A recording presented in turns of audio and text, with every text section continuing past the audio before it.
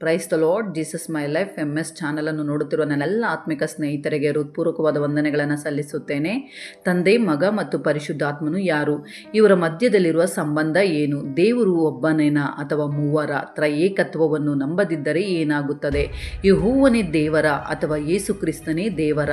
ಇಂತಹ ವಿಷಯಗಳನ್ನು ಈ ವಿಡಿಯೋ ಮೂಲಕ ಸಂಪೂರ್ಣವಾಗಿ ತಿಳಿದುಕೊಳ್ಳೋಣ.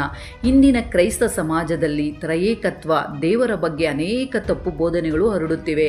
ಕೆಲವರು ಯೆಹೋವನೇ ದೇವರು ಎಂದು ಹೇಳುತ್ತಾರೆ, ಇನ್ನು ಕೆಲವರು ಯೇಸು ಕ್ರಿಸ್ತನೇ ದೇವರು ಎಂದು ಹೇಳುತ್ತಾರೆ, ಮತ್ತೊಬ್ಬರು ಇವರಿಬ್ಬರು ಅಲ್ಲ, ಪರಿಶುದ್ಧಾತ್ಮನೇ ದೇವರು ಎಂದು ಹೇಳುತ್ತಾರೆ. ಈ ರೀತಿಯಾಗಿ ತಮ್ಮ ತಮ್ಮ ಇಚ್ಛೆಯಂತೆ ತಮ್ಮ ತಮ್ಮ ಸಭೆಗಳಲ್ಲಿ ವಿವಿಧ ಬೋಧನೆಗಳನ್ನು ಮಾಡುತ್ತಿದ್ದಾರೆ. ತ್ರಯೇಕತ್ವ ದೇವರ ಬಗ್ಗೆ ಇಷ್ಟೊಂದು ಭಿನ್ನ ಬೋಧನೆಗಳು ಬರಲು ಕಾರಣವೇನೆಂದರೆ ಬೈಬಲ್ನ 66 ಪುಸ್ತಕಗಳನ್ನು ಸಂಪೂರ್ಣವಾಗಿ ಹಾಗೂ ಆಳವಾಗಿ ಅಧ್ಯಯನ ಮಾಡದಿರುವುದೇ. ಆ ಪುಸ್ತಕಗಳನ್ನು ಆತ್ಮಸ್ಫೂರ್ತಿಯಿಂದ ಓದಿದರೆ ತಂದೆ, ಮಗ ಮತ್ತು ಪರಿಶುದ್ಧಾತ್ಮನ ವಿಷಯದಲ್ಲಿ ಯಾರಿಗೂ ಯಾವುದೇ ಸಂಶಯ ಉಳಿಯುವುದಿಲ್ಲ. ತ್ರಯೇಕತ್ವ ದೇವರ ಬಗ್ಗೆ ಇಂತಹ ಗೊಂದಲಕಾರಿ ಬೋಧನೆಗಳು ಹರಡಲು ಸೈತಾನನ ಕುಯುಕ್ತಿಗಳು ಕಾರಣವಾಗಿದೆ. ಸೈತಾನನು ಕೆಲವರನ್ನು ಬಳಸಿಕೊಂಡು ತ್ರಯೇಕತ್ವದ ವಿಷಯದಲ್ಲಿ ತಪ್ಪು ಬೋಧನೆಗಳನ್ನು ಹರಡಿಸುತ್ತಾನೆ. ಈ ರೀತಿಯ ತಪ್ಪು ಬೋಧನೆಗಳನ್ನು ಖಂಡಿಸಲು ಮತ್ತು ತಂದೆ, ಮಗ, ಪರಿಶುದ್ಧಾತ್ಮನ ವಿಷಯದಲ್ಲಿ ಸ್ಪಷ್ಟತೆ ನೀಡಲು ಈ ವಿಡಿಯೋ ಮಾಡಲಾಗಿದೆ. ಆದುದರಿಂದ ದಯವಿಟ್ಟು ಈ ವಿಡಿಯೋವನ್ನು ಕೊನೆಯವರೆಗೂ ನೋಡಿ. ಈ ಭೂಮಿಯಲ್ಲಿರುವ ಯಾವ ಧರ್ಮ ಗ್ರಂಥವನ್ನೇ ನೋಡಿದರೂ ದೇವರು ಒಬ್ಬನೇ ಎಂದು ತಿಳಿಸುತ್ತದೆ. ಅಂದರೆ ಈ ವಿಶ್ವಕ್ಕೆ ದೇವರು ಒಬ್ಬನೇ. ಆದರೆ ಭೂಮಿಯಲ್ಲಿ ಅನೇಕ ದೇವರುಗಳ ಕಲ್ಪನೆಗಳು ಬಂದಿರುವುದಕ್ಕೆ ಕಾರಣ ಜನರು ನಿಜವಾದ ಏಕೈಕ ಸತ್ಯ ದೇವರನ್ನು ಕಂಡುಕೊಳ್ಳದಿರುವುದೇ. ಬೈಬಲ್ ಕೂಡ ದೇವರು ಒಬ್ಬನೇ ಎಂದು ಸ್ಪಷ್ಟವಾಗಿ ಹೇಳುತ್ತದೆ. ಧರ್ಮೋಪದೇಶ ಕಂಡ 6ನೇ ಅಧ್ಯಾಯ 4ನೇ ವಾಕ್ಯದಲ್ಲಿ, ಇಸ್ರಾಯೇಲರೇ ಕೇಳಿರಿ, ನಮ್ಮ ದೇವರಾದ ಯೆಹೋವನು ಒಬ್ಬನೇ ದೇವರು ಎಂದು ಹೇಳಲಾಗಿದೆ. ಇದರ ಅರ್ಥ ಯೆಹೋವನೇ ಏಕೈಕ ದೇವರು. 1 ಕೊರಿಂಥ 8ನೇ ಅಧ್ಯಾಯ 4ನೇ ವಾಕ್ಯದಲ್ಲಿ ಒಬ್ಬನೇ ದೇವರು ಹೊರತು ಬೇರೆ ದೇವರು ಇಲ್ಲ ಎಂದು ಹೇಳಲಾಗಿದೆ. ಗಲಾತ್ಯ 3ನೇ ಅಧ್ಯಾಯ 20ನೇ ವಾಕ್ಯದಲ್ಲೂ ದೇವರು ಒಬ್ಬನೇ ಎಂದು ತಿಳಿಯುತ್ತದೆ. ಯೆಶಾಯನ ಗ್ರಂಥ 43ನೇ ಅಧ್ಯಾಯ 11ನೇ ವಾಕ್ಯದಲ್ಲೂ ನಾನೇ ಯೆಹೋವನು, ನನ್ನ ಹೊರತು ಯಾವ ರಕ್ಷಕನೂ ಇಲ್ಲ ಎಂದು ಹೇಳಲಾಗಿದೆ. ಹಾಗೆಯೇ ಯೆಶಾಯನ ಗ್ರಂಥ 44ನೇ ಅಧ್ಯಾಯ 6ನೇ ವಾಕ್ಯದಲ್ಲಿ ನಾನೇ ಆದಿಯು ನಾನೇ ಅಂತ್ಯವು, ನನ್ನ ಹೊರತು ಬೇರೆ ಯಾವ ದೇವರು ಇಲ್ಲ ಎಂದು ಹೇಳಲಾಗಿದೆ. ಇಂತಹ ಅನೇಕ ಸ್ಥಳಗಳಲ್ಲಿ ಬೈಬಲ್ ದೇವರು ಒಬ್ಬನೇ ಎಂದು ಸ್ಪಷ್ಟಪಡಿಸುತ್ತದೆ. ಆದರೆ ದೇವರು ಒಬ್ಬನೇ ಆಗಿದ್ದರೆ ತಂದೆ ಯಾರು, ಮಗ ಯಾರು, ಪರಿಶುದ್ಧಾತ್ಮನು ಯಾರು? ಈ ಮೂವರು ಹೇಗೆ ಬಂದರು? ಏಕೆ ದೇವರಲ್ಲಿ ಬಹು ಸ್ವರೂಪ ಹೇಗೆ ಉಂಟಾಯಿತು? ಇದರ ಉತ್ತರ ಕೂಡ ಬೈಬಲ್ನಲ್ಲಿಯೇ ಇದೆ. ಆದಿಕಾಂಡ 1ನೇ ಅಧ್ಯಾಯ 26ನೇ ವಾಕ್ಯದಲ್ಲಿ, ಆಮೇಲೆ ದೇವರು ನಮ್ಮ ಸ್ವರೂಪದಲ್ಲಿ ನಮ್ಮ ಹೋಲಿಕೆಗೆ ಸರಿಯಾಗಿ ಮನುಷ್ಯರನ್ನು ಉಂಟು ಮಾಡೋಣ ಎಂದು ದೇವರು ಹೇಳುತ್ತಾರೆ. ಇಲ್ಲಿ ನಮ್ಮ ಎಂಬ ಬಹುವಚನ ಬಳಕೆ ಕಂಡುಬರುತ್ತದೆ. ಅಂದರೆ ಒಬ್ಬನೇ ದೇವರು ಇದ್ದರೂ ಬಹು ಸ್ವರೂಪವನ್ನು ಸೂಚಿಸುತ್ತಾರೆ. ಹಾಗೆಯೇ ಆದಿಕಾಂಡ 3ನೇ ಅಧ್ಯಾಯ 22ನೇ ವಾಕ್ಯದಲ್ಲಿ ಆದಾಮನು ನಮ್ಮಲ್ಲಿ ಒಬ್ಬನಂತೆ ಆಗಿದ್ದಾನೆ ಎಂದು ಹೇಳಲಾಗಿದೆ. ಇಲ್ಲಿ ಸಹ ನಮ್ಮಲ್ಲಿ ಎಂಬ ಬಹುವಚನ ಬಳಸಲಾಗಿದೆ. ಇದರಿಂದ ದೇವರಲ್ಲಿ ಬಹು ಸ್ವರೂಪವಿದೆ ಎಂದು ಅರ್ಥವಾಗುತ್ತದೆ. ಈ ವಾಕ್ಯದಲ್ಲಿ ಯೆಹೋವ ದೇವರು ನಮ್ಮಲ್ಲಿ ಎಂಬ ಬಹುವಚನವನ್ನು ಬಳಸಿದ್ದಾರೆ. ಆದಾಮನು ನಮ್ಮಲ್ಲಿ ಒಬ್ಬನಾಗಿದ್ದಾನೆ ಎಂದು ಯೆಹೋವನೇ ಹೇಳಿದ್ದಾರೆ. ಅಂದರೆ ದೇವರಲ್ಲೇ ಬಹು ಸ್ವರೂಪವಿದೆ ಎಂದು ಅರ್ಥ ಮಾಡಿಕೊಳ್ಳಬಹುದು.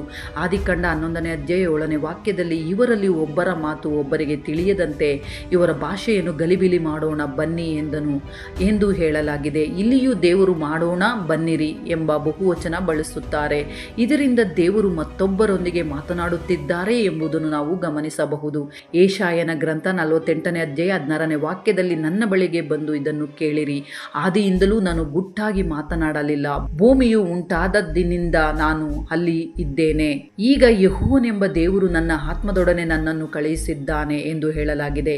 ಈ ವಾಕ್ಯದಲ್ಲಿ 3 ವ್ಯಕ್ತಿಗಳು ಕಾಣಿಸುತ್ತಾರೆ. ಯೆಹೋವ, ಆತನ ಆತ್ಮ ಮತ್ತು ಮಾತನಾಡುತ್ತಿರುವ ಯೇಸು ಕ್ರಿಸ್ತನು. ಆದಿಯಿಂದ ಇರುವವನು ಯಾರು ಎಂದರೆ ಆತನೇ ಯೇಸು ಕ್ರಿಸ್ತನು. ಅದಕ್ಕಾಗಿ ಯೇಸು ಕ್ರಿಸ್ತನು ಆದಿಯೂ ನಾನೇ ಅಂತ್ಯವೂ ನಾನೇ ಎಂದು ಹಲವು ಬಾರಿ ಹೇಳಿದ್ದಾರೆ. ಮತ್ತಾಯನು ಬರೆದ ಸುವಾರ್ತೆ 28ನೇ ಅಧ್ಯಾಯ 19ನೇ ವಾಕ್ಯದಲ್ಲಿ, ಆದುದರಿಂದ ನೀವು ಹೊರಟು ಹೋಗಿ ಎಲ್ಲ ಜನಾಂಗಗಳನ್ನು ಶಿಷ್ಯರನ್ನಾಗಿ ಮಾಡಿ ಅವರಿಗೆ ತಂದೆ, ಮಗ, ಪವಿತ್ರಾತ್ಮನ ಹೆಸರಿನಲ್ಲಿ ದೀಕ್ಷಾಸ್ನಾನ ಮಾಡಿಸಿರಿ ಎಂದು ಹೇಳಲಾಗಿದೆ. ಈ ವಾಕ್ಯದಲ್ಲಿ ತ್ರಯೇಕತ್ವವು ಸ್ಪಷ್ಟವಾಗಿ ಕಾಣುತ್ತದೆ. ತಂದೆ, ಮಗ ಮತ್ತು ಪರಿಶುದ್ಧಾತ್ಮ ಅಂದರೆ ದೇವರಲ್ಲಿ ಬಹು ಸ್ವರೂಪವಿದೆ ಇದೆ ಎಂಬುದು ಇಲ್ಲಿ ಗೋಚರಿಸುತ್ತದೆ. 2 ಕೊರಿಂಥ 13 ವಾಕ್ಯದಲ್ಲಿ ನಮ್ಮ ಕರ್ತನಾದ ಯೇಸು ಕ್ರಿಸ್ತನ ಕೃಪೆಯು, ದೇವರ ಪ್ರೀತಿಯು, ಪವಿತ್ರಾತ್ಮನ ಅನ್ಯೋನ್ಯತೆಯು ನಿಮ್ಮೆಲ್ಲರ ಸಂಗಡವಿರಲಿ ಎಂದು ಹೇಳಲಾಗಿದೆ. ಇಲ್ಲಿ ಕೂಡ ತ್ರಯೇಕತ್ವ ಸ್ಪಷ್ಟವಾಗಿ ಕಾಣುತ್ತದೆ. ಯೇಸು ಕ್ರಿಸ್ತನ ಕೃಪೆ, ತಂದೆಯ ಪ್ರೀತಿ ಮತ್ತು ಪರಿಶುದ್ಧಾತ್ಮನ ಸಹವಾಸ. ಇಲ್ಲಿಯವರೆಗೆ ನೋಡಿದ ವಾಕ್ಯಗಳ ಪ್ರಕಾರ ವಿಶ್ವಕ್ಕೆ ದೇವರು ಒಬ್ಬನೇ, ಆದರೆ ಆ ಒಬ್ಬನೇ ದೇವರಲ್ಲಿ ಬಹು ಸ್ವರೂಪವಿದೆ, ಅಂದರೆ ತ್ರಯೇಕತ್ವ ದೇವರು ಇರುವುದನ್ನು ನಾವು ಅರ್ಥ ಮಾಡಿಕೊಳ್ಳಬಹುದು. ಈಗ ಈ ತ್ರಯೇಕತ್ವ ದೇವರು ಹೇಗೆ ಇದ್ದಾರೆ ಎಂಬುದನ್ನು ನೋಡೋಣ. ಆದಿಕಾಂಡ 1 ವಾಕ್ಯದಲ್ಲಿ ಆದಿಯಲ್ಲಿ ದೇವರು ಆಕಾಶವನ್ನು ಭೂಮಿಯನ್ನು ಸೃಷ್ಟಿ ಮಾಡಿದನು ಎಂದು ಹೇಳಲಾಗಿದೆ. ಇಲ್ಲಿ ದೇವರು ಎಂಬ ಪದವನ್ನು ಮೂಲ ಹಿಬ್ರು ಭಾಷೆಯಲ್ಲಿ ಎಲೋಹಿಮ್ ಎಂದು ಬಳಸಲಾಗಿದೆ. ನಮ್ಮ ಕನ್ನಡ ಬೈಬಲ್ಗೆ ಹಿಬ್ರು ಭಾಷೆಯಿಂದ ಅನುವಾದವಾಗಿರುವುದರಿಂದ ಅನುವಾದಿಸಲಾಗಿದೆ. ಅಂದರೆ ಬೈಬಲ್ನಲ್ಲಿ ದೇವರು ಎಂಬ ಪದ ಕಂಡು ಬಂದಾಗ ಅದು ಎಲೋಹಿಮ್ ಪದದಿಂದ ಬಂದದ್ದು ಎಂದು ತಿಳಿಯಬೇಕು. ಎಲೋಹಿಮ್ ಎಂಬ ಪದದ ಅರ್ಥವೇನು ಎಂದರೆ ಅದು ಬಹುವಚನ ರೂಪವನ್ನು ಸೂಚಿಸುತ್ತದೆ, ಅಂದರೆ ಒಬ್ಬರಲ್ಲಿ ಅನೇಕತ್ವ ಇದೆ ಎಂಬ ಅರ್ಥ ನೀಡುತ್ತದೆ. ಹೀಗಾಗಿ ಎಲೋಹಿಮ್ ಎಂಬ ಪದ ತ್ರಯೇಕತ್ವವನ್ನು ಸೂಚಿಸುತ್ತದೆ. ಅಂದರೆ ಆದಿಯಲ್ಲಿ ತ್ರಯೇಕತ್ವ ದೇವರು ಆಕಾಶ ಮತ್ತು ಭೂಮಿಯನ್ನು ಸೃಷ್ಟಿಸಿದರು ಎಂಬುದಾಗಿ ಅರ್ಥ ಮಾಡಿಕೊಳ್ಳಬಹುದು. ಬೈಬಲ್ ಅನ್ನು ಆಳವಾಗಿ ಅಧ್ಯಯನ ಮಾಡಿದರೆ 3 ಕಾಲ ಬಗ್ಗೆ ತಿಳಿಯುತ್ತದೆ: ಅನಾದಿ ಕಾಲ, ಆದಿಕಾಲ, ಪುರಾತನ ಕಾಲ. ಈ 3 ಕಾಲಗಳನ್ನು ನೋಡಿದಾಗ ಪುರಾತನ ಕಾಲ ಎಂದರೆ ಆದಾಮನ ಕಾಲದಿಂದ ಆರಂಭವಾದ ಕಾಲವನ್ನು ಸೂಚಿಸುತ್ತದೆ. ಆದಿಕಾಲ ಎಂದರೆ ಯೇಸು ಕ್ರಿಸ್ತನು ಈ ವಿಶ್ವವನ್ನು ಸೃಷ್ಟಿಸಿದ ಸಮಯದಿಂದ ಆರಂಭವಾದ ಕಾಲ. ಇದೀಗ ಮುಖ್ಯವಾದದ್ದು ಅನಾದಿ ಕಾಲ. ಈ ಅನಾದಿ ಕಾಲದಲ್ಲಿ ದೇವರು ಒಬ್ಬನೇ ಬೆಳಕಿನ ಸ್ವರೂಪದಲ್ಲಿ ಇದ್ದನು. ಆ ಸಮಯದಲ್ಲಿ ಈ ವಿಶ್ವದಲ್ಲಿ ಏನು ಸೃಷ್ಟಿಯಾಗಿರಲಿಲ್ಲ. ಸೃಷ್ಟಿ ಯೇಸು ಕ್ರಿಸ್ತನ ಮೂಲಕ ಪ್ರಾರಂಭವಾದುದರಿಂದ ಅದನ್ನು ಆದಿಕಾಲ ಎಂದು ಕರೆಯುತ್ತೇವೆ. ಅದಕ್ಕಾಗಿಯೇ ಯೇಸು ಕ್ರಿಸ್ತನು ಅಲ್ಫ ಮತ್ತು ಒಮೆಗಾ ನಾನು ಎಂದು ಹೇಳಿದ್ದಾರೆ. ಆದರೆ ಸೃಷ್ಟಿಯ ಮೊದಲು ಇದ್ದ ಕಾಲವನ್ನು ಅನಾದಿ ಕಾಲ ಎಂದು ಕರೆಯುತ್ತಾರೆ. ಆ ಸಮಯದಲ್ಲಿ ದೇವರು ಒಬ್ಬನೇ ಅಪ್ರಾಪ್ಯವಾದ ಮಹಾ ತೇಜಸ್ಸಿನಲ್ಲಿ ವಾಸಿಸುತ್ತಿದ್ದರು. 1 ತಿಮೋಥಿ 6 ವಾಕ್ಯದ ಪ್ರಕಾರ ತಾನೊಬ್ಬನೇ ಅಮರತ್ವವುಳ್ಳವನು, ಅಗಾಮ್ಯವಾದ ಬೆಳಕಿನಲ್ಲಿ ವಾಸ ಮಾಡುವವನು ಆಗಿದ್ದಾನೆ ಎಂದು ದೇವರನ್ನು ವಿವರಿಸಲಾಗಿದೆ. ಅಂದರೆ ಅನಾದಿ ಕಾಲದಲ್ಲಿ ದೇವರು ಒಬ್ಬನೇ ಆ ಮಹಾ ತೇಜಸ್ಸಿನಲ್ಲಿ ಶೂನ್ಯದಲ್ಲಿದ್ದನು. ಆ ಶೂನ್ಯದಲ್ಲಿ ಕತ್ತಲೆಯೂ ಇತ್ತು. ಆ ಮಹಾ ತೇಜಸ್ಸಿನಲ್ಲಿ ಬೆಳಕಿನ ರೂಪದಲ್ಲಿ ಇದ್ದ ದೇವರೇ ಎಲೋಹಿಮ್ ದೇವರು. ಎಲೋಹಿಮ್ ಎಂದರೆ ತ್ರಯೇಕತ್ವ ದೇವರು ಎಂದು ನಾವು ಈಗಾಗಲೇ ತಿಳಿದುಕೊಂಡಿದ್ದೇವೆ. ಈ ರೀತಿಯಾಗಿ ಎಲೋಹಿಮ್ ದೇವರು ಅನಾದಿ ಕಾಲದಲ್ಲಿ ಯುಗ ಯುಗಗಳಿಂದ ಬೆಳಕಿನ ಸ್ವರೂಪದಲ್ಲಿ ಇದ್ದರು. ಬೈಬಲ್ ಪ್ರಕಾರ ದೇವರು ಪ್ರೀತಿ ಸ್ವರೂಪಿ, ಅಂದರೆ ದೇವರಲ್ಲಿ ದಯೆ, ಕರುಣೆ, ಪ್ರೀತಿ, ತ್ಯಾಗ, ನೀತಿ ಮತ್ತು ಪರಿಶುದ್ಧತೆ ಇವೆ. ದೇವರು ತನ್ನ ಪ್ರೀತಿಯನ್ನು ಮತ್ತೊಬ್ಬರೊಂದಿಗೆ ಹಂಚಿಕೊಳ್ಳಬೇಕೆಂದು ಯೋಚಿಸಿ ಸೃಷ್ಟಿಯನ್ನು ಮಾಡಲು ನಿರ್ಧರಿಸಿದರು. ಆಗ ಅನಾದಿ ಕಾಲದಲ್ಲಿ ನಿತ್ಯತ್ವದಲ್ಲಿ ಇದ್ದ ಎಲೋಹಿಮ್ ದೇವರು ತನ್ನೊಳಗಿಂದ ಒಂದು ಭಾಗವನ್ನು ಹೊರತೆಗೆದರು. ಆತನೇ ಯೇಸು ಕ್ರಿಸ್ತನು. ಅಂದರೆ ತಂದೆಯ ಸ್ವರೂಪದಿಂದ ಮಗನು ಉಂಟಾದನು. ಅದಕ್ಕಾಗಿಯೇ ಇಬ್ರಿಯರಿಗೆ ಬರೆದ ಪತ್ರಿಕೆ 1 ವಾಕ್ಯದಲ್ಲಿ ಮತ್ತು ಕೊಲೊಸ್ಸೆದವರಿಗೆ ಬರೆದ ಪತ್ರಿಕೆ 1 ವಾಕ್ಯದಲ್ಲಿ ಯೇಸು ಕ್ರಿಸ್ತನು ಆದಿ ಸಂಭೂತನು ಎಂದು ಕರೆಯಲಾಗಿದೆ. ಆದರೆ ಇದರಿಂದ ಯೇಸು ಕ್ರಿಸ್ತನು ಸೃಷ್ಟಿಸಲ್ಪಟ್ಟವನು ಎಂಬ ಅರ್ಥವಲ್ಲ. ಆತನು ಈಗಾಗಲೇ ನಿತ್ಯತ್ವದಲ್ಲಿ ಎಲೋಹಿಮ್ ದೇವರೊಳಗಿದ್ದನು. ಸೃಷ್ಟಿ ಕಾರ್ಯಕ್ಕಾಗಿ ದೇವರು ತನ್ನೊಳಗಿನ ಒಂದು ಭಾಗವನ್ನು ಹೊರತೆಗೆದರು. ಆತನೇ ಯೇಸು ಕ್ರಿಸ್ತನು. ಹೀಗಾಗಿ ತಂದೆ ಮಗ ಬೇರೆ ಬೇರೆ ಅಲ್ಲ, ಇಬ್ಬರು ಅನಾದಿ ಕಾಲದಿಂದಲೇ ಏಕವಾಗಿದ್ದಾರೆ. ಯೋಹಾನನು ಬರೆದ ಸುವಾರ್ತೆ 10 ವಾಕ್ಯದಲ್ಲಿ ನಾನು ಮತ್ತು ನನ್ನ ತಂದೆಯು ಒಂದಾಗಿದ್ದೇವೆ ಎಂದು ಯೇಸು ಕ್ರಿಸ್ತನು ಹೇಳಿದ್ದಾರೆ. ಈ ವಾಕ್ಯದ ಪ್ರಕಾರ ತಂದೆ ಮತ್ತು ಮಗ ಏಕವಾಗಿದ್ದಾರೆ. ಈ ಸತ್ಯವನ್ನು ಮತ್ತಷ್ಟು ದೃಢಪಡಿಸಲು ಯೋಹಾನನು ಬರೆದ ಸುವಾರ್ತೆ 17 ವಾಕ್ಯದಲ್ಲಿ ಯೇಸು ಕ್ರಿಸ್ತನು ತಂದೆಯೊಂದಿಗೆ ಮಾತನಾಡುತ್ತಾ ನಾವು ಒಂದಾಗಿರುವ ಹಾಗೆ ಇವರು ಒಂದಾಗಿರಬೇಕು ಎಂದು ಪ್ರಾರ್ಥಿಸುತ್ತಾರೆ. ಯೇಸು ಕ್ರಿಸ್ತನು ತಂದೆಯೊಂದಿಗೆ ಮಾತನಾಡುತ್ತಿದ್ದಾರೆ. ಆದುದರಿಂದ ತಂದೆ ಮತ್ತು ಮಗ ಇಬ್ಬರು ಏಕವಾಗಿದ್ದಾರೆ. ಇದೇ ವಿಷಯವನ್ನು ಮತ್ತೊಂದು ಸ್ಥಳದಲ್ಲಿಯೂ ಯೇಸು ಕ್ರಿಸ್ತನು ಹೇಳುತ್ತಾರೆ. ಅದೇ ಅಧ್ಯಾಯದ 22 ವಚನದಲ್ಲಿ ನಾವು ಒಂದಾಗಿರುವ ಹಾಗೆಯೇ ಇವರು ಒಂದಾಗಿರಬೇಕೆಂದು ನೀನು ನನಗೆ ಕೊಟ್ಟಿರುವ ಮಹಿಮೆಯನ್ನು ನಾನು ಇವರಿಗೆ ಕೊಟ್ಟಿದ್ದೇನೆ ಎಂದು ಹೇಳುತ್ತಾರೆ. ಈ ವಾಕ್ಯದ ಪ್ರಕಾರ ಯೇಸು ಕ್ರಿಸ್ತನು ನಾವು ಏಕವಾಗಿದ್ದೇವೆ ಎಂದು ತಂದೆಯೊಂದಿಗೆ ಹೇಳುತ್ತಾರೆ. ಆದುದರಿಂದ ತಂದೆ ಮತ್ತು ಮಗ ಬೇರೆ ಬೇರೆ ಅಲ್ಲ, ಇಬ್ಬರೂ ಒಬ್ಬರೇ. ಆದರೆ ಸೃಷ್ಟಿಗಾಗಿ ದೇವರು ತನ್ನೊಳಗಿಂದ ಒಂದು ಭಾಗವಾಗಿ ಯೇಸು ಕ್ರಿಸ್ತನನ್ನು ಹೊರತೆಗೆದರು. ಆಗ ಯೇಸು ಕ್ರಿಸ್ತನು ಆದಿ ಸಂಭೂತನು ಎಂದು ಕರೆಯಲ್ಪಟ್ಟನು. ನಂತರ ತಂದೆ ತನ್ನ ಮಗನ ಮೂಲಕ ಸೃಷ್ಟಿಯನ್ನು ಮಾಡಿದರು. ಇಬ್ರಿಯರಿಗೆ ಬರೆದ ಪತ್ರಿಕೆ 1 ವಾಕ್ಯದಲ್ಲಿ ಆತನ ಮೂಲಕವೇ ಲೋಕವನ್ನು ನಿರ್ಮಿಸಿದನು ಎಂದು ಹೇಳಲಾಗಿದೆ. ಈ ರೀತಿಯಾಗಿ ತಂದೆ ತನ್ನೊಳಗಿಂದ ಮಗನನ್ನು ಹೊರತೆಗೆದು ಸೃಷ್ಟಿಯ ಜವಾಬ್ದಾರಿಯನ್ನು ಆತನಿಗೆ ನೀಡಿದರು. ಹೀಗಾಗಿ ಯೇಸು ಕ್ರಿಸ್ತನು ವಿಶ್ವವನ್ನು ಸೃಷ್ಟಿಸಿದರು. ಅದೇ ರೀತಿ ಈ ಸೃಷ್ಟಿಯ ಕಾರ್ಯದಲ್ಲಿ ಸಹಾಯ ಮಾಡಲು ತಂದೆ ತನ್ನೊಳಗಿಂದ ಮತ್ತೊಂದು ಭಾಗವನ್ನು ಹೊರತೆಗೆದರು. ಆತನೇ ಪರಿಶುದ್ಧಾತ್ಮನು. ಸೃಷ್ಟಿಯಲ್ಲಿ ತಂದೆ ಅನುಮೋದನೆ ನೀಡುತ್ತಾರೆ, ಮಗನು ಸೃಷ್ಟಿಯ ಕಾರ್ಯವನ್ನು ಮಾಡುತ್ತಾರೆ ಮತ್ತು ಪರಿಶುದ್ಧಾತ್ಮನು ಆ ಸೃಷ್ಟಿಗೆ ರೂಪ ನೀಡಲು ಸಹಾಯ ಮಾಡುತ್ತಾರೆ. ಈ ರೀತಿಯಾಗಿ ತಂದೆ, ಮಗ ಮತ್ತು ಪರಿಶುದ್ಧಾತ್ಮನು ಸೃಷ್ಟಿ ಕಾರ್ಯದಲ್ಲಿ ತಮ್ಮ ತಮ್ಮ ಪಾತ್ರವನ್ನು ನಿರ್ವಹಿಸಿದರು. ಅಂದರೆ ಅನಾದಿ ಕಾಲದಲ್ಲೇ ಅವರು ಅಪ್ರಾಪ್ಯ ಮಹಾ ತೇಜಸ್ಸಿನಲ್ಲಿ ಒಟ್ಟಾಗಿ ಇದ್ದರು.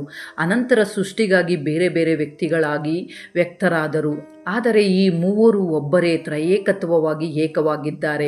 ಯೋಹಾನನು ಬರೆದ ಸುವಾರ್ತೆ 16ನೇ ಅಧ್ಯಾಯ 15ನೇ ವಾಕ್ಯದಲ್ಲಿ ತಂದೆಗೆ ಇರುವುದೆಲ್ಲ ನನ್ನದು, ಆದುದರಿಂದಲೇ ನನ್ನದನ್ನು ಸ್ವೀಕರಿಸಿ ನಿಮಗೆ ತಿಳಿಸುವನೆಂದು ನಾನು ಹೇಳಿದೆನು ಎಂದು ಹೇಳಲಾಗಿದೆ.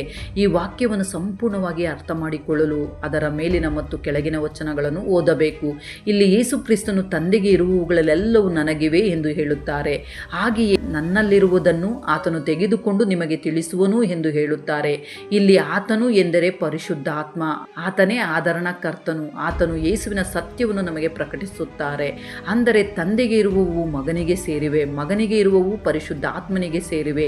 ಈ ರೀತಿಯಾಗಿ ಮೂವರು ಏಕವಾಗಿದ್ದಾರೆ. ಸೃಷ್ಟಿಯ ಕಾರ್ಯದಲ್ಲಿ ಮೂವರು ಒಗ್ಗಟ್ಟಿನಿಂದ ಒಂದೇ ನಿರ್ಧಾರದಿಂದ ಪರಸ್ಪರ ಸಹಕರಿಸುತ್ತಾರೆ.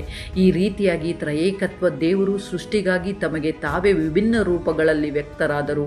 ಹಳೆಯ ಒಡಂಬಡಿಕೆಯಲ್ಲಿ ತಂದೆಯಾಗಿ, ಹೊಸ ಒಡಂಬಡಿಕೆಯಲ್ಲಿ ಮಗನಾಗಿ, ನಂತರ ಪರಿಶುದ್ಧಾತ್ಮನಾಗಿ ತಮ್ಮ ಕಾರ್ಯಗಳನ್ನು ನಡೆಸುತ್ತಾರೆ. ಆದರೆ ಅವರು ಪ್ರತ್ಯೇಕವಾಗಿ ಯೋಚಿಸುವವರಲ್ಲ. ಪ್ರತಿಯೊಂದು ಕಾರ್ಯವೂ ತಂದೆ, ಮಗ ಮತ್ತು ಪರಿಶುದ್ಧಾತ್ಮನ ಸಂಪೂರ್ಣ ಏಕ ಮನಸ್ಸಿನ ನಿರ್ಧಾರದಿಂದಲೇ ನಡೆಯುತ್ತದೆ. ಯೋಹಾನನು ಬರೆದ ಸುವಾರ್ತೆ 14ನೇ ಅಧ್ಯಾಯ 11ನೇ ವಚನದಲ್ಲಿ ಹೀಗೆ ಬರೆಯಲಾಗಿದೆ, ನಾನು ತಂದೆಯಲ್ಲಿಯೂ ತಂದೆ ನನ್ನಲ್ಲಿಯೂ ಇದ್ದಾನೆಂದು ತಿಳಿದು ನೀವು ನನ್ನನ್ನು ನಂಬಿರಿ ಎಂದು ಹೇಳಲಾಗಿದೆ. ಈ ವಾಕ್ಯದ ಪ್ರಕಾರ ತಂದೆ ಮತ್ತು ಮಗ ಬೇರೆ ಬೇರೆ ಅಲ್ಲ, ಇಬ್ಬರೂ ಒಬ್ಬರೇ. ಯೇಸು ಕ್ರಿಸ್ತನಿಗೆ ನಿತ್ಯ ತಂದೆ ಎಂಬ ಹೆಸರು ಕೊಡಲಾಗಿದೆ. ಅಂದರೆ ಆತನೇ ತಂದೆ, ಆತನೇ ಮಗ. ಆದರೆ ಇದರಿಂದ ತಂದೆ ಬೇರೆ, ಮಗ ಬೇರೆ, ಪರಿಶುದ್ಧಾತ್ಮನು ಬೇರೆ ಎಂದು ಹೇಳಬಾರದು.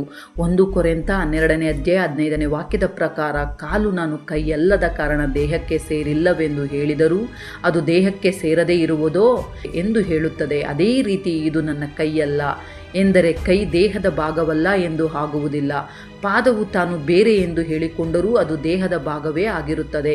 ಹಾಗೆಯೇ ತಂದೆ, ಮಗ ಮತ್ತು ಪರಿಶುದ್ಧಾತ್ಮನು ಬೇರೆ ಬೇರೆ ಎಂದು ಹೇಳಿದರೂ ಅವರು ಎಲೋಹಿಂ ದೇವರಲ್ಲಿಯೇ ಇರುವವರು. ಕೈ ಮತ್ತು ಪಾದ ಬೇರೆ ಬೇರೆ ಭಾಗಗಳಾದರೂ ಅವು ಒಂದೇ ದೇಹಕ್ಕೆ ಸೇರಿದವುಗಳಾಗಿ ಆಗಿರುವಂತೆ ತಂದೆ, ಮಗ ಮತ್ತು ಪರಿಶುದ್ಧಾತ್ಮನು ಕೂಡ ಏಕವಾಗಿದ್ದಾರೆ. ಅಂದರೆ ಈ ಮೂವರು ಒಬ್ಬರೇ ತ್ರಯೇಕತ್ವವಾಗಿ ಏಕವಾಗಿದ್ದಾರೆ. ಆದರೆ ತಂದೆಯೇ ದೇವರು, ಇಲ್ಲ ಮಗನಾದ ಯೇಸು ಕ್ರಿಸ್ತನೇ ದೇವರು ಅಥವಾ ಪರಿಶುದ್ಧಾತ್ಮನೇ ದೇವರು ಎಂದು ವಿಭಿನ್ನವಾಗಿ ಬೋಧಿಸಬಾರದು. ಬೈಬಲನ್ನು ಆಳವಾಗಿ ಅಧ್ಯಯನ ಮಾಡಿದರೆ ಈ ಮೂವರು ಕೂಡ ದೇವರೇ ಎಂದು ತಿಳಿಯುತ್ತದೆ. ತ್ರಯೇಕತ್ವದಲ್ಲಿ ಇರುವ ಪ್ರತಿಯೊಬ್ಬರೂ ದೇವರೇ. ಉದಾಹರಣೆಗೆ ಕೆಲವು ವಚನಗಳಲ್ಲಿ ತಂದೆಯೇ ದೇವರು ಎಂದು ಹೇಳಲಾಗಿದೆ.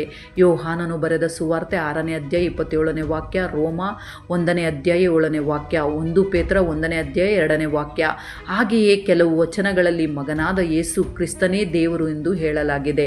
ಯೋಹಾನನು ಬರೆದ ಸುವಾರ್ತೆ 1ನೇ ಅಧ್ಯಾಯ 1ನೇ ವಾಕ್ಯ, ಯೋಹಾನನು ಬರೆದ ಸುವಾರ್ತೆ 1ನೇ ಅಧ್ಯಾಯ 14ನೇ ವಾಕ್ಯ, ರೋಮ 9ನೇ ಅಧ್ಯಾಯ 5ನೇ ವಾಕ್ಯ, ಕೊಲಸ್ಯ 2ನೇ ಅಧ್ಯಾಯ 9ನೇ ವಾಕ್ಯ, ಇಬ್ರಿಯ 1ನೇ ಅಧ್ಯಾಯ 8ನೇ ವಾಕ್ಯ, ಯೋಹಾನನು ಬರೆದ ಸುವಾರ್ತೆ 5ನೇ ಅಧ್ಯಾಯ 20ನೇ ವಾಕ್ಯ. ಇನ್ನು ಕೆಲವು ವಚನಗಳಲ್ಲಿ ಪರಿಶುದ್ಧಾತ್ಮನೇ ದೇವರು ಎಂದು ಹೇಳಲಾಗಿದೆ. ಅಪೊಸ್ತಲರ ಕೃತ್ಯಗಳು 5ನೇ ಅಧ್ಯಾಯ 3-4ನೇ ವಾಕ್ಯ, 1 ಕೊರಿಂಥ 3ನೇ ಅಧ್ಯಾಯ 16ನೇ ವಾಕ್ಯ. ಆದುದರಿಂದ ತ್ರಯೇಕತ್ವದಲ್ಲಿ ಇರುವ ಮೂರು ದೇವರೇ ಮತ್ತು ಈ ಮೂವರು ಏಕವಾಗಿದ್ದಾರೆ. ಇವರಲ್ಲಿ ಯಾರನ್ನಾದರೂ ನಂಬದಿದ್ದರೆ ನಿತ್ಯ ಜೀವವನ್ನು ಹೊಂದಲಾಗುವುದಿಲ್ಲ. ಈ ವಿಡಿಯೋ ನಿಮಗೆ ಆಶೀರ್ವಾದಕರವಾಗಿದ್ದು ಬೈಬಲ್ ಜ್ಞಾನವನ್ನು ಹೆಚ್ಚಿಸಲು ಸಹಾಯಕವಾಗಿದ್ದರೆ ಅನೇಕರಿಗೆ ಶೇರ್ ಮಾಡಿರಿ, ಲೈಕ್ ಮಾಡಿರಿ, ಸಬ್ಸ್ಕ್ರೈಬ್ ಮಾಡಿಕೊಳ್ಳಿರಿ. ಮತ್ತೊಂದು ಅದ್ಭುತವಾದ ಅಂಶದೊಂದಿಗೆ ಮತ್ತೆ ನಿಮ್ಮ ಬಳಿಗೆ ಬರಲು ಪ್ರಯತ್ನ ಮಾಡುತ್ತೇನೆ. ಸರ್ವಶಕ್ತ ದೇವರ ಮಹಾಕೃಪೆಯು ನಮ್ಮೆಲ್ಲರೊಂದಿಗೆ ಸದಾ ಇದ್ದು ನಮ್ಮನ್ನು ಕಾಪಾಡಿ ನಡೆಸಿ ಬಲಪಡಿಸಲಿ. ಆಮೇನ್.